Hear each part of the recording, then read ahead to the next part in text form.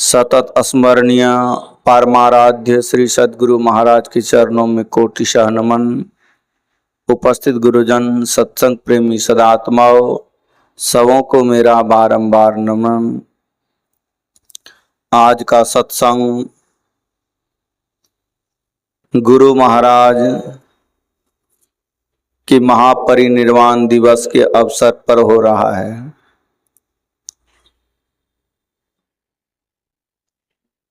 आज के ही दिन गुरु महाराज पंच भौतिक शरीर को छोड़कर ब्रह्मलीन हो गए।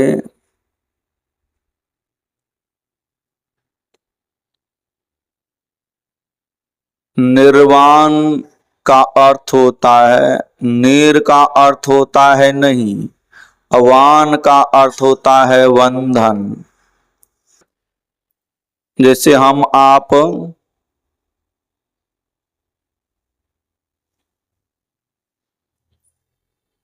शरीर में हैं, शरीर में हैं, शरीर एक ही नहीं है।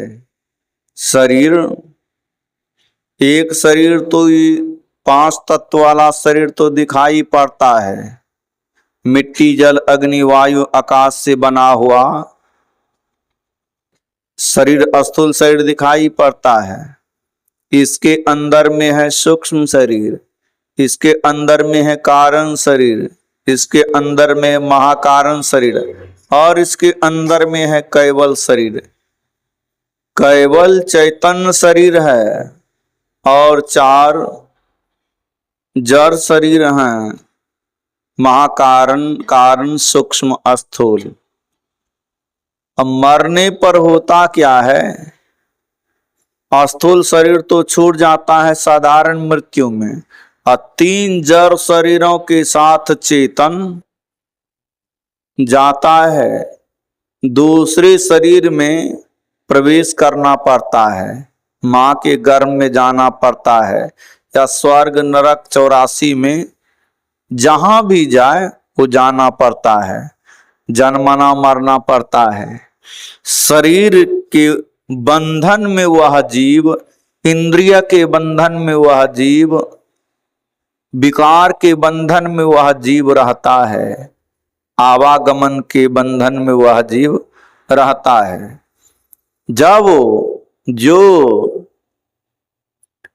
जीव मनुष्य शरीर प्राप्त कर लेता है, अब मनुष्य शरीर में यदि सत्संग मिल जाता है, और सत्संग मिल गया, और सदगुरु मिल गया, और सदगुरु से दीक्षा लेकर के यदि वह जीव भजन करता है, और भजन करते करते स्थूल से छूट गया, सूक्ष्म से छूट गया, कारण से छूट गया, महाकारण से छूट गया, ये चारों जड़ शरीरों से छूट गया, अपनी आत्मा से अपनी आत्मा का दर्शन करता है और अपनी आत्मा से परमात्मा का दर्शन करता है। चारों जड़ शरीरों से छूट जाना यह निर्वाण है। निर मतलब नहीं, वाण मतलब बंधन, बंधन से मुक्त हो जाता है।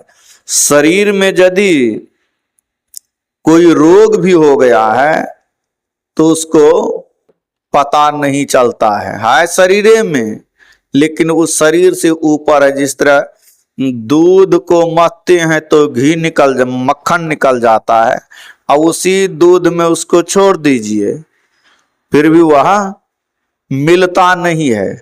उसी तरह शरीर में है, लेकिन शरीर से अपने को फुटा लिया है। शरीर के कष्ट, वो दुख से वह दुखी नहीं होता है, शरीर से ऊपर रहता है। शरीर में भी कभी काल उतरते हैं, लेकिन शरीर के दुख से, शरीर के सुख से वो सुखी नहीं होते हैं। वो जब चाहे तब शरीर से निकल जाते हैं, जब चाहे तब शरीर में आ जाते हैं। यह जो जीते जी मोक्ष प्राप्त कर लिए उसी को ऐसा होता है, और का नहीं होता है। स्वामी राम तीर्थ गए थे अमेरिका, तो वहां के पत्रकारों ने पूछा कि आप कहां से आए हो? बोले मैं भारत से आया हूं, क्या नाम है? तो मेरा नाम है राम बादशाह। आपके पास कितने पैसे हैं? बोले मेरे पास एक भी पैसे नहीं है। बोले फिर तो अमेरिका में आप नहीं उतर सकते हैं, आप नहीं रह सकते हैं। जिनके पास पैसा नहीं है, धन नहीं है, वो अमेरिका में नहीं रह सकते हैं। तो अमेरिका के ही एक व्यक्ति कहते हैं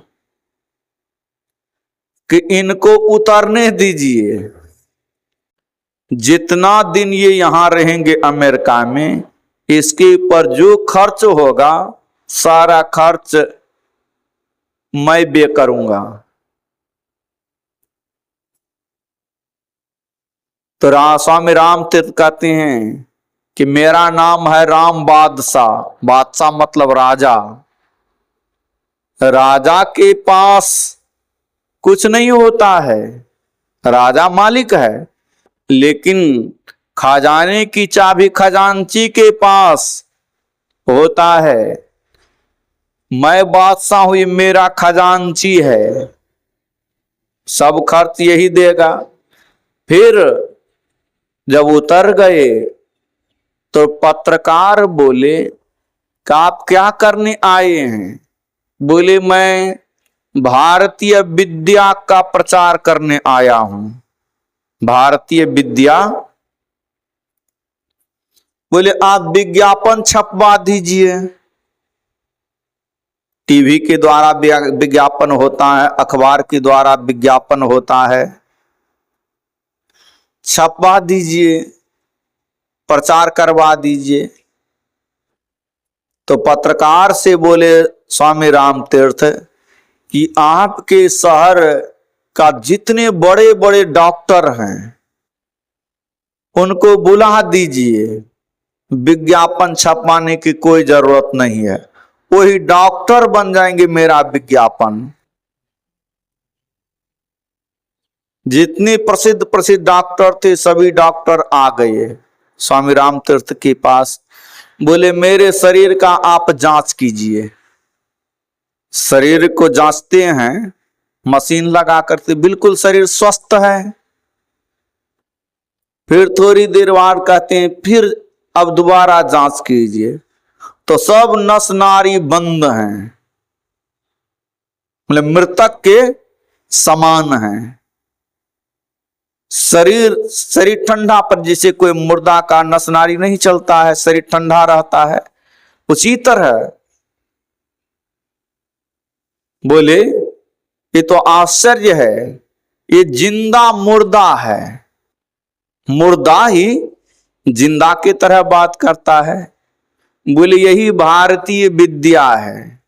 इस शरीर में जब रोग होता है, शरीर में रोग तरह तरह का रोग होता है, कष्ट होता है, इस शरीर से अपने को अलग कर लेता है तो उसको कष्ट नहीं होता। यही भारतीय विद्या है। मृत्यु से पहले भी शरीर से अलग हो सकते हैं, यह भारतीय विद्या है। इसी का प्रचार निर्वाण, जो एक नाम का जप करते, एक रूप का ध्यान करते, दोनों दृष्टि धारों को जोड़ते हैं और सूरत को शब्द में जोड़ते हैं, सूरत शब्द योग करते हैं। यह करते करते स्थूल सूक्ष्म कारण महाकारण चारों जड़ शरीरों से निकल जाते हैं और शरीर में रहते हुए शरीर के सुख दुख से वो ना सुखी होते हैं ना दुखी होते हैं, हमेशा अंतर्मुखी हो रहते हैं। गुरु महाराज का ऑपरेशन, हिरण्या का ऑपरेशन पटना में होना था। डॉक्टर साहब आ गए, हॉस्पिटल में ऑपरेशन नहीं हुआ था। नंदलाल मोदी एक बहुत अच्छे सत्संगी थे, उन्हीं के निवास स्थान पर ऑपरेशन हुआ था और बोले थे किस तरह ऑपरेशन कीजिएगा। बोले कि ईथर लगाना पड़ेगा। बोले मैंने जीवन में कभी नशाओं का सेवन नहीं किया है, अब ईथर लगाओगे, नशा लगाओगे, हमको बेहोश करोगे, ये हमको अच्छा नहीं लगता, ऐसे ऑपरेशन कर दो। तो बोले ऐसे ऑपरेशन करेंगे बहुत कष्ट होगा, असहनीय पीड़ा होगी, बर्दाश्त नहीं कर सकिएगा। गुरु महाराज बोले कितनी देर ऑपरेशन करने में लगेगा? डॉक्टर बताए होंगे इतना समय, आधा घंटा, 1 घंटा। उतनी देर के लिए शरीर को निष्प्राण कर लिए, चेतन को शरीर से फुटा लिए, ऑपरेशन हो गया, सिलाई मलहम पट्टी हो गया, और उसके 1 घंटा बाद गुरु महाराज अपने शरीर में आते हैं। डॉक्टर बोलते हैं आज से पहले मैंने जितने रोगियों का इलाज किया, ऑपरेशन किया, वो मानव था, लेकिन आज मैंने साक्षात भगवान का ही ऑपरेशन किया। शरीर में जब चले जाते हैं, शरीर से जब निकल जाते हैं, तो ये निर्वाण है, ये बंधन से मुक्त जो सुषमना हो करके निकल जाता, स्थूल सूक्ष्म कारण महाकारण चारों जड़ शरीरों से निकल जाता है, ये निर्वाण है। यही जब मृत्यु शरीर की अवधि समाप्त होती है, अब शरीर संसार से जाने के समय का नाम ही प्रयाण काल कहते हैं। प्रयाण काली मनसा चलिन भक्त्या युक्तो योग बलेन चैव भ्रुवोर मध्य प्राण मावेश्य सम्यक सतंग परम पुरुष मुपैति दिव्यम। और अंदर ही 10वां द्वार हो करके निकल जाते हैं, ब्रह्म तत्व में विलीन हो जाते हैं, पंच भौतिक शरीर को छोड़कर दिव्य पुरुष परमात्मा को प्राप्त करते हैं। यह है महापरिनिर्वाण। जिस दिन चारों जड़ शरीरों से छोड़ते हैं, यह निर्वाण। ये जिस दिन ही पंच भौतिक शरीर को छोड़कर अब ब्रह्म तत्व में विलीन हो जाएंगे, अब स्थूल शरीर में कभी नहीं आएंगे, यही महापरिनिर्वाण दिवस है। गुरु महाराज का आज महापरिनिर्वाण दिवस है। भक्त लोग सगर सत्संग करते हैं, रामचरितमानस का पाठ करते हैं, ध्यानाभ्यास करते हैं, भंडारा भी जगह जगह होता है। आज के दिन इन्हीं वाणी के साथ वाणी में विराम देता हूँ। श्री सद्गुरु महाराज की जय।